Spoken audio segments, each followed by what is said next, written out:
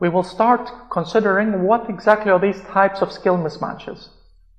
And it's important to realize that there are many different types of skill mismatches. And this is a problem in the debate, because whenever people and policymakers refer to skill mismatches, it is very difficult to understand sometimes what exactly are they referring to, given the fact that there is this multitude of different types of skill mismatches.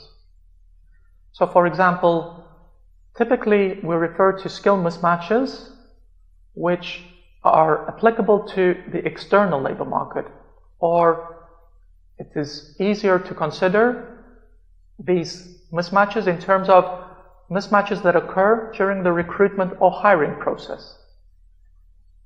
For example, we refer to skill shortages, and skill shortages would arise when employers are looking to hire for people who have a particular skill set, but may have difficulties finding these specific type of people. We refer to skill surpluses when, for example, unemployed individuals are actively searching to find a job, but they have difficulty actually landing such a job. So these are mismatches that typically occur during the recruitment process or the external labor market process. In other words, at that stage where either firms or employees are searching and looking for each other. But there are also important mismatches that occur in the internal labor market. In other words, mismatches that occur and affect people who are already in the labor market, who already have jobs. In this particular instance, there are two different types of skill mismatches that we tend to consider. The one type of mismatch is referred to as qualification mismatches. And these are the mismatches that arise when people who have a particular qualification and who have finished school with a particular degree, they may end up working in a job which does not require that level of qualification. It may be the case that the job requires a lower or a higher qualification than what the individual has. Other type of skill mismatches that occur with regards to employees are so-called skill gaps or skill mismatches. Now, these are the type of mismatches when, for example, you would ask an employer who has hired an individual, and you would ask the employer or the line manager, do you believe that the skills of the person are sufficient, or is the person well prepared to be able to do the tasks that are needed in his job? If you find that the manager believes that the individual's skills are lagging behind the skills that are needed so that the person can be able to do the job very well, then we would refer to this as a skill gap. Now, to make things more complicated, in most contemporary labor markets, it is the case that all of these different types of skill mismatches can actually coexist. So we may find situations in particular countries or in the European labor market where we have both a high share of the population who is overeducated, in other words, has higher qualifications than what their job needs, but at the same time, we would find that they are underskilled. In other words, that their skills may be lagging behind the skills that they would need to be able to do their job at the best possible level. Another easy way to understand these differences between different types of skill mismatches is shown in slide number 9, where you can distinguish between these different types of skill mismatches in terms of quantitative mismatches or qualitative mismatches. So, typically when we refer to quantitative mismatches, these would mostly be cases where the numbers of people who are needed may be different from the number of individuals who are supplying their skills into the labor market. instances, for example, where the amount of individuals who are needed by the available jobs is greater than the supply of skills, would lead to skill shortages. Reversely, if the amount of skills that are supplied into the labor market is greater than the amount that is demanded, then this would lead to instances of high unemployment, sometimes even high underemployment. In other words, people may be in a job, but they may want to work even more hours than what their job allows them to work, a situation which has become increasingly prominent in European labor markets over the years, especially with the proliferation of temporary contracts, part-time contracts. On the horizontal level now, you may also observe so-called qualitative skill mismatches. So, even if it's the case that the numbers are perfectly in balance, you have the exact number of individuals who are available with the same number of jobs that exist in the labor market.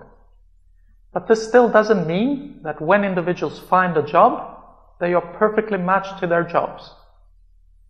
If, for example, an individual has an educational level or skills which are greater than the required educational level or the required skills needed by the job, then you may observe that there are instances whereby individuals are either overqualified or overskilled. Sometimes some people refer to this as skill underutilization, in the sense that you may be employed in a good job, even in a high-skilled job, but you nevertheless feel that the everyday tasks that you're performing in your job are just not challenging enough. So you feel that the amount of skills that you have are greater than what you are required to do every day as part of your job. So this is referred to as being overskilled or underutilizing your skills. A final type of skill mismatch that sometimes we refer to is the so-called horizontal mismatch.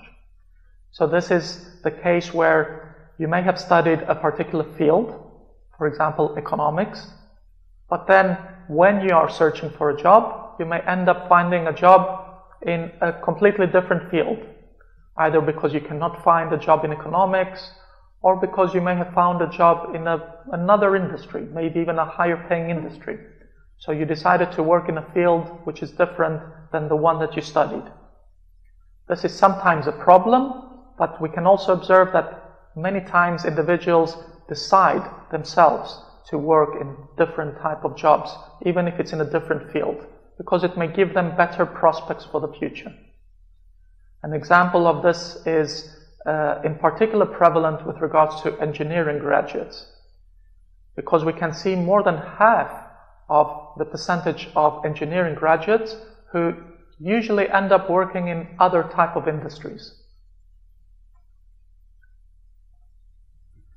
So I have made it clear that there are many different types of skill mismatches, and another thing that is important to stress, as can be shown in slide number 10, is that these different types of skill mismatches can also develop in different ways over the life course of an individual's working life. So typically you may observe that younger individuals, they are more likely to be underskilled in their jobs, which is something which is reasonable. Many young individuals finish their studies, but they lack necessary work experience. So when they enter into their jobs, they may have a good level of factual knowledge, but that nevertheless doesn't mean that they have the level of practical knowledge. And this type of knowledge is usually only gained when you're in the workplace. We nevertheless also observe that many young graduates end up being overqualified. This in the past used to be heuristically referred to as working in a Mac job. So you would observe many younger individuals who would, for some period of time, working in a very low-paid job. Some individuals may do so because this is a transitory stage. They may be doing these type of lower skill jobs as they are searching to find their path in a career. But it is also the case that for some overqualified individuals, they can easily get stuck into such low-level jobs, and this becomes a problem. As workers and as individuals mature in their careers, you often also observe different instances of overskilling becoming more prevalent, especially if individuals are in jobs which do not offer them the possibility to progress in their career. So these type of individuals become increasingly disappointed and dissatisfied with their job. Or there are instances where, as I mentioned, there are rapid technological changes in the job, so these individuals are affected by skill gaps.